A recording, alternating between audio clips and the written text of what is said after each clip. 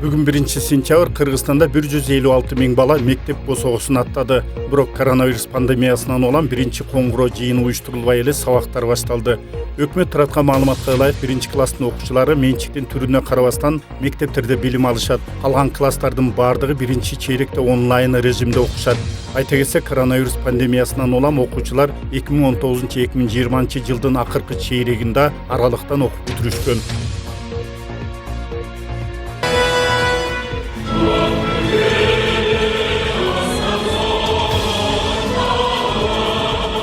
Жогорку кеңештин депутаттарынын жайкы эс алуусу аяктады. Мындан улам кезектеги сессиясынын расмий ачылышы өтүп, анда эл өкүлдөрү коронавирустан каза болгон кесиптешим маркум Чыныбай Турсунбековдун элесине 1 мүнөт аза күтүштү. Андан соң төрага Дастан Жумабеков депутаттар бүгүн эртең комитеттерде маселелерди карап, 3 сентябрда жыйынга чогулушаарын билдирди. Айта кетсек, парламент өкүлдөрү эс алуудан кайткан учур шайлоого даярдык кызып, көпчүлүк депутаттар мүчө болгон партияларынан чыгып, башка бир партияга кирген убакка туш келди. 6-чакырылыштагы жогорку кеңештин депутаттарынын мөөнөтү 1 айдан соң аяктап 4 октябрда кезектеги парламенттик шайлоо болот. Соңку учурда айрым депутаттар кийинки чакырылышка ат салышы үчүн мандаттарын тапшырып кетишкен.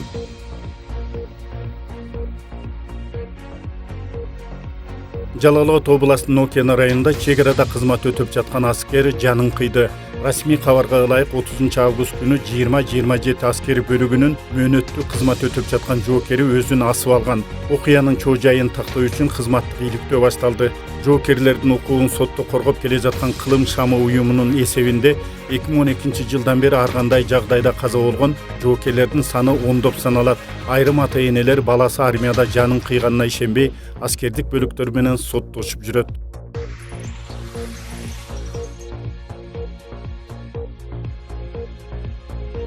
Бүгүндөн тартып Бишкек шаарындагы коомдук транспорт үзгүлтүксүз иштөө режимине өттү. Троллейбус, автобус жана кичи автобустар таң аткандан түнгө чейин каттамга чыгат. Мэрия жүргүнчүлөрдү санитардык эрежелерди сактап, беткап тагынууга чакырды. Автоунаа салонунда санитайзер жана башка дезинфекция каражаттарынын бары жогу текшерилип турат. Кыргызстанда март айында коронавирус жуккандар аныкталган соң шаарларда коомдук транспорт дээрлик 2 айга токтотулган. Кийинчерээк убак менен эл ташууга уруксаат берилген.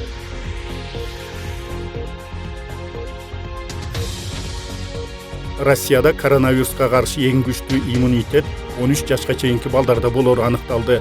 Бул тууралуу Роспотребнадзорго таянуу менен РИА Новости жазды. Маалыматка ылайык июнь-август айларында Россиянын 26 субъектисиндеги 71.800 адам текшерүүдөн өткөн.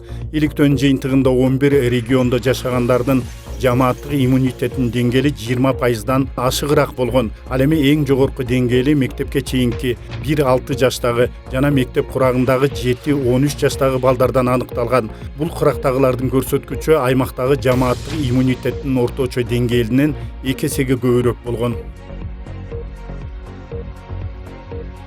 Америкалык Amazon корпорациясы АКШнын жарандык авиация федералдык башкармалыгынан дрон менен буйртмаларды жеткирүү үчүн уруксаат берген сертификат алды.